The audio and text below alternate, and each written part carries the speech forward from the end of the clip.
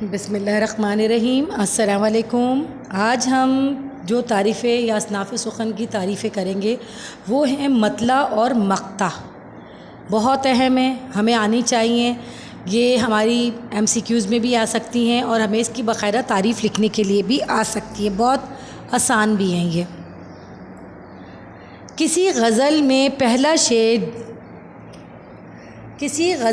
پہلا شعر جس کے دونوں مصرے ہم قافیہ ہوتے ہیں مطلع کہلاتا ہے۔ جیسے یہ شعر ہے: اے جذبہ دل گر میں چاہوں ہر چیز مقابل آ جائے، منزل کی طرف دو گام چلوں اور سامنے منزل آ جائے۔ یہ پہلا شعر ہوگا، یعنی اس غزل کا پہلا شعر ہے، تو یہ کیا کہلائے گا؟ یہ مطلع کہلائے گا، ٹھیک ہے۔ اب مقطع کسے کہتے ہیں ہم؟ غزل کا آخری شعر جس میں شاعر عام طور پر اپنا تخلص استعمال کرتا ہے مقطع کہلاتا ہے۔ عام طور پر کرتا ہے، کبھی نہیں بھی کرتا، ٹھیک ہے۔ جیسے تم تکلف کو بھی اخلاص سمجھتے ہو فراز، تم تکلف کو بھی اخلاص سمجھتے ہو فراز، دوست ہوتا نہیں ہر ہاتھ ملانے والا۔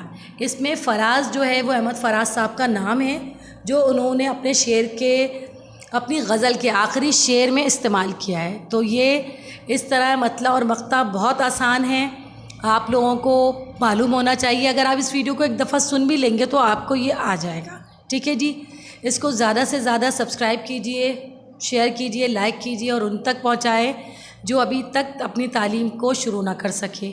اوکے جی، اللہ حافظ۔